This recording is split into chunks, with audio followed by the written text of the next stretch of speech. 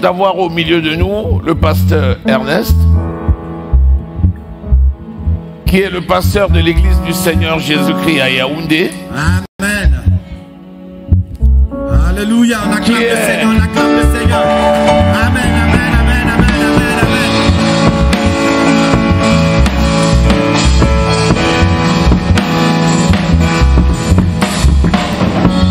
Pour ceux qui ne le connaissent pas, c'est mon grand frère dans la chair. C'est le fils de ma mère et de mon père.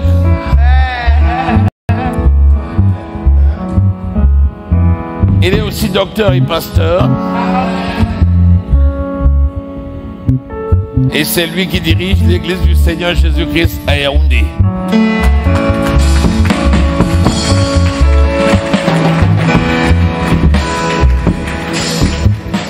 Il va nous bénir ce matin par la parole de Dieu. Que Dieu te conduise. Amen. Amen. Je vous aime tous au nom du Seigneur Jésus. Amen.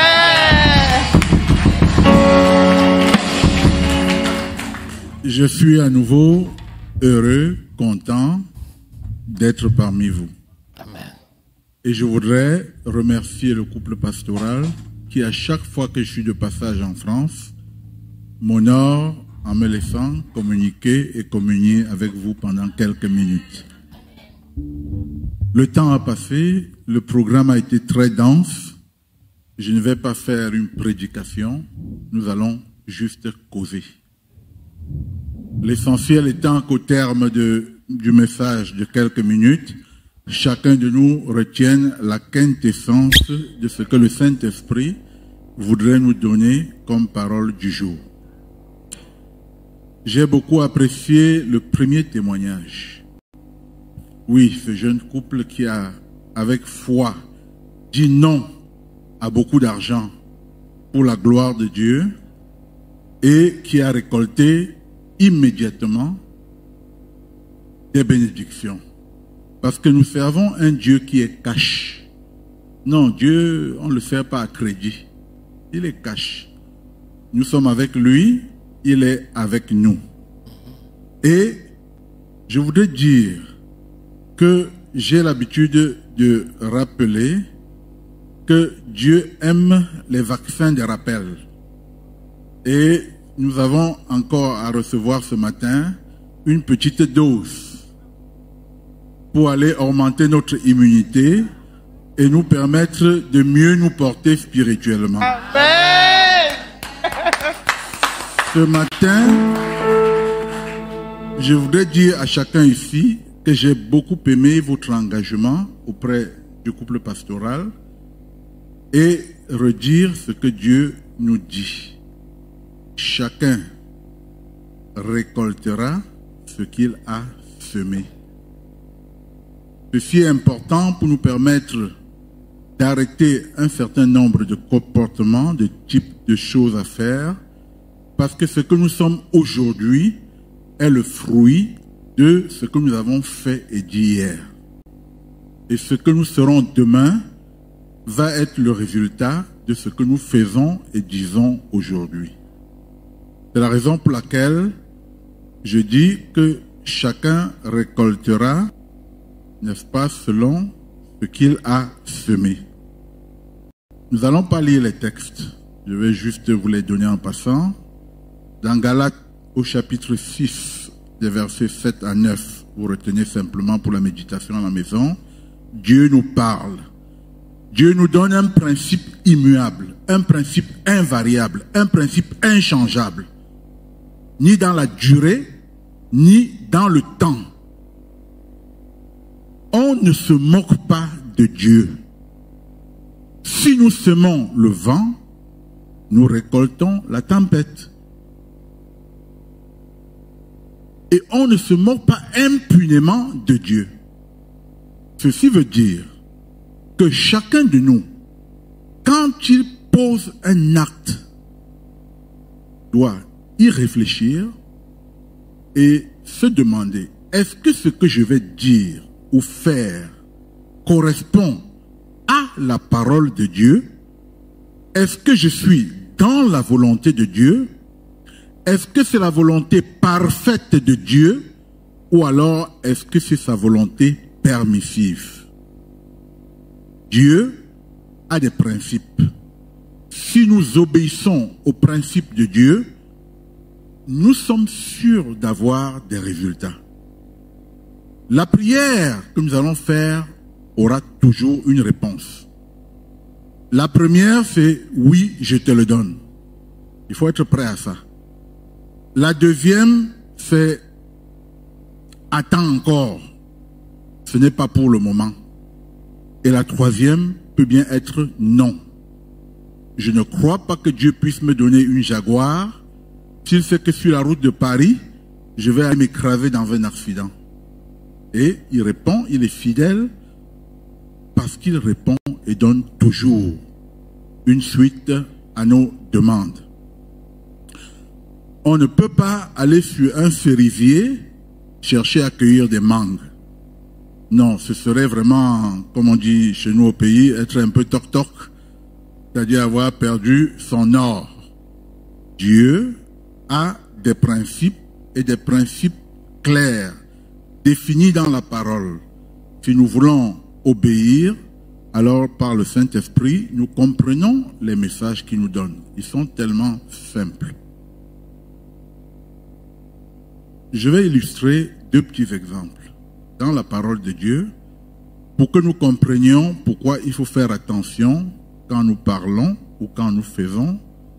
Pourquoi? Parce que nous semons, il y a une corrélation directe qui est toujours soit une bénédiction, soit une absence de bénédiction. Si nous prenons un cas dans la Bible, si vous lisez Genèse 27, 28, 29, vous allez voir l'histoire de Jacob. Jacob, ce trompeur, Jacob, ce rusé, qui déjà dans le ventre de sa mère tenait son frère par le talon pour qu'il ne sorte pas avant lui. Comme quoi la bagarre parfois commence, n'est-ce pas, depuis le ventre de maman. Et Jacob va grandir, ses parents vont vieillir, et au moment de l'héritage, Jacob va, avec la complicité de maman, suivez mon regard, voler la bénédiction de son frère Ésaü.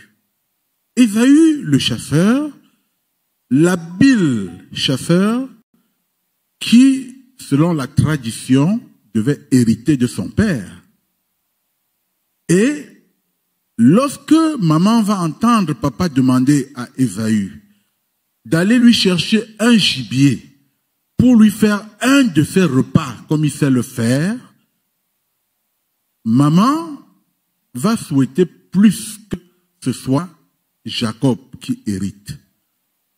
Donc, pendant que l'aîné va chercher de la viande en forêt, elle va faire un plan, un joli plan, un joli petit plan avec le petit, et ils vont plutôt aller chercher, n'est-ce pas, un chevreau d'eux-mêmes.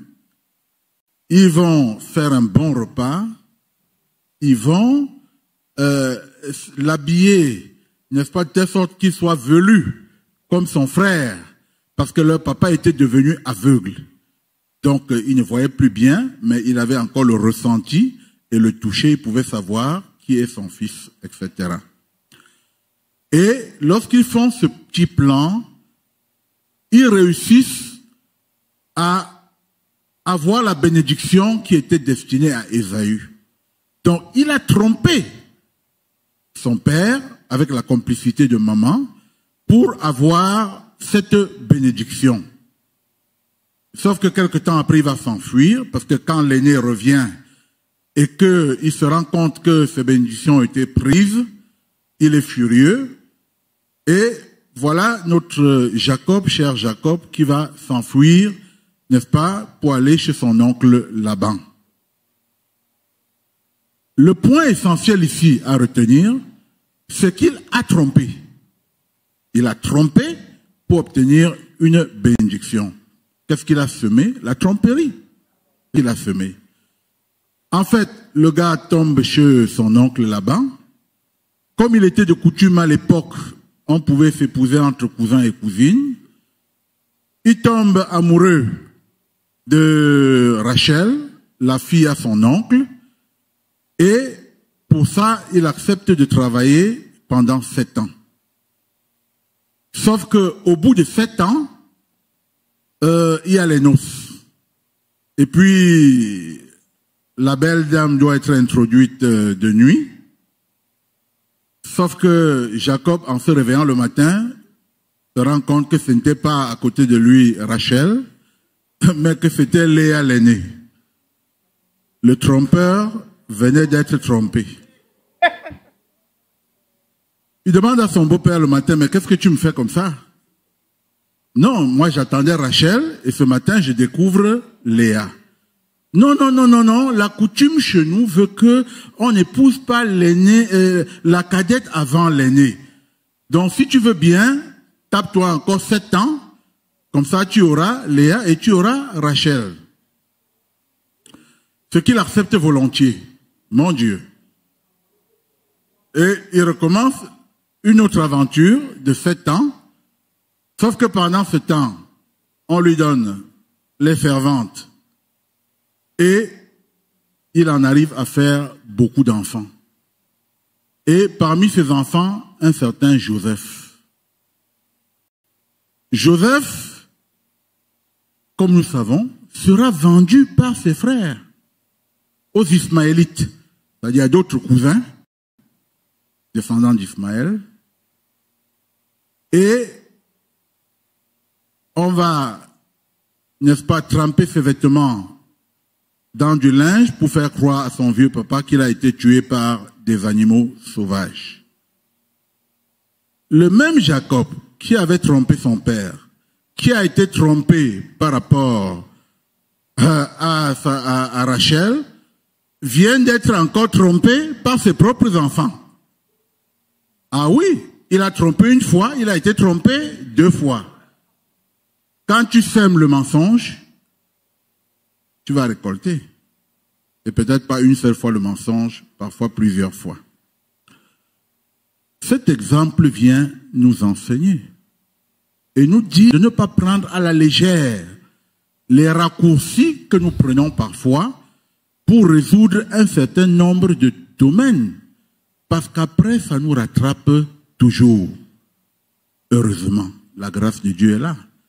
Quand nous demandons pardon, nous arrêtons l'hémorragie le plus souvent. C'était le premier exemple. Je vous ai dit que je ne vais pas durer.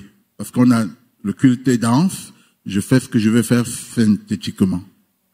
Le deuxième exemple est celui d'un roi d'Israël, Akab. Le roi Akab avait une épouse terrible, Jézabel. C'est pas un beau prénom, hein? C'est les tueuses de prophètes. Et le roi Akab avait auprès du palais une vigne qui appartenait à un certain Naboth. Et il avait les yeux sur la vigne. Ça lui plaisait d'être propriétaire du palais et d'être propriétaire des alentours. Ça, c'est dans 1 Roi 21. Vous lirez ça à la maison, 1 Roi 21. Et il va donc approcher Naboth pour lui dire, je désire que tu me donnes ou que tu me vendes la vigne. Parce que c'est à côté du palais, je pourrais te donner un lieu beaucoup plus grand ou alors te l'acheter à prix d'argent. Naboth a répondu au roi, il dit au roi, je n'accepterai pas que l'héritage de mes ancêtres change de main. Et lorsqu'il le dit, Naboth est roi, mais il a l'air de comprendre. Sauf qu'à la maison, il refuse de manger et il est tout triste. Alors, la reine n'est pas contente et va vers lui pour lui dire, mais raconte-moi, qu'est-ce qui peut te faire être triste alors que tu es roi en Israël, résident en Samarie? C'est toi le chef. Tu dis un seul mot, tout le monde s'exécute. Qu'est-ce qui te fait aujourd'hui? Qu'est-ce qu'il y a avec toi? Oh non, j'ai demandé à Naboth sa propriété, je voulais lui donner beaucoup d'argent ou une vie plus grande, et Naboth me dit qu'il refuse. Mais non, c'est seulement de ça qu'il s'agit. Laisse-moi régler le problème. Mais laisse-moi, considère que tu es déjà propriétaire de la vigne. Alors, le roi qui ne comprend pas, bon, s'exécute et laisse la reine prendre, n'est-ce pas, le devant des choses. Elle va aller monter les magistrats, faire accuser Naboth d'avoir insulté Dieu et le roi, et va demander dans une lettre secrète qu'on aille le lapider. Ah, plan machiavélique. Qu'est-ce qu'elle a semé? Un assassinat. Ah. On va convoquer une réunion. On va mettre des faux témoins qui vont accuser Naboth. Et on va attraper Naboth et on va aller à l'extérieur l'assassiner. Et c'est là où le match aller s'achève. Mais sauf qu'il y a un match retour. Ah. Dieu va envoyer le prophète Élie. Il va dire, va et parle à Naboth. Il dit à Naboth, parce que tu as laissé la reine assassiner, dit ça à Akab, assassiner Naboth, au même endroit où les chiens ont léché le sang de Naboth, les chiens lécheront ton sang. Il avait semé l'assassinat et il récolte en retour l'assassinat. Ah, comme il y a toujours la cerise sur le gâteau, mais sauf que cette fois-ci, c'est pas très très joli. Il va dire, quant à ce qui concerne Jézabel, au rempart de Jériel, là, ce n'est pas son sang qui sera léché par les chiens. Elle sera mangée. Ça veut dire que le roi et la reine qui avaient semé l'assassinat d'un innocent vont récolter une double mort et même leur cadavre ne sera pas honoré. Parce que pour l'un, c'est le sang qui est léché par les chiens. Pour l'autre, il devient une carcasse que les charognards vont manger. Quand tu sèmes, tu t'attends à recevoir quoi? Les deux exemples sont simples, mais ils sont là pour nous instruire et dire aux enfants de Dieu, faisons très attention quand nous posons des actes. C'est vrai que la grâce de Dieu surabonde, mais elle n'est pas le ticket pour nous permettre de faire n'importe quoi, comme nous voulons, parce que Dieu regarde et il dit quand même que ce que nous semons, nous allons récolter. Lorsqu'on est un homme charnel, qui se laisse aller à tout type de plaisir, rien de bon ne peut sortir en nous. Nous devons évoluer pour passer du charnel au spirituel, comprendre parce que nous sommes devenus matures, poser des actes réfléchis qui honorent Dieu et qui vont conduire à la bénédiction que nous attendons de notre Père. Il est important de savoir que si nous ne nous confions pas en Christ, la chair ne va nous conduire qu'à l'égarement. Nous avons un seul fondement, un seul, Christ. Il faut bâtir sur Christ. Et bâtir sur Christ, c'est bâtir avec différents types de matériaux. Quel est le matériel avec lequel tu sèmes?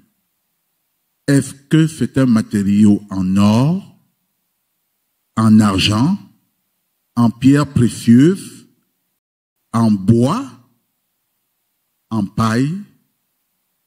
Chacun doit utiliser un ensemble de matériaux qui honorent Dieu et qui permet de récolter des résultats favorables.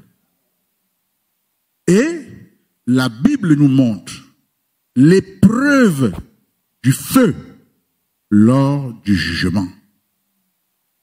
L'or est testé face à l'épreuve du feu, la paille et le bois, et en fonction de la résistance de chacun d'entre nous par rapport à ses gestes, par rapport à ses actes, par rapport à ses paroles, nous passerons au travers du feu et notre nature se fera alors voir. Si tu ne veux pas avoir honte au jour du jugement, sème à partir d'aujourd'hui pour la vie éternelle. Si tu ne veux pas que Dieu te dise « je ne te connais pas », il faudrait arrêter de dire « non, j'ai grandi comme ça, je ne sais plus ce que je vais faire, moi on ne peut pas me changer ». Ah, le Saint-Esprit est là pour nous changer. Et il est question que chacun apprenne à aimer l'autre comme lui-même. Parce qu'avec la loi de l'amour, je ne vois plus les défauts de l'autre. Je vois seulement des encouragements à donner. Je ne suis plus là pour rappeler à l'autre les fautes qu'il a faites il y a 5 ans ou 8 ans lors de l'anniversaire de telle personne à Paris. C'était à 21h52. Je n'ai... oui, ça nous colle parfois à la peau de ne pas pouvoir pardonner parce qu'on dit « je pardonne, mais je n'oublie pas ». Non, la Bible dit que quand Dieu nous pardonne, il jette dans la mer de l'oubli. Arrêtons de semer le désordre. Pour terminer, par rapport aux contemporains que nous sommes, lorsque tu te donnes la liberté de te conduire comme tu veux, mangeant en désordre, buvant en désordre, fumant en désordre, oui, Dieu c'est un Dieu du cash. Au désordre, il faut attendre le cancer, il faut attendre le diabète, il faut attendre l'hypertension artérielle, il faut attendre toutes les maladies métaboliques chroniques qui commencent toujours par une et qui finissent par plusieurs, parce qu'elles sont cousines les unes des autres.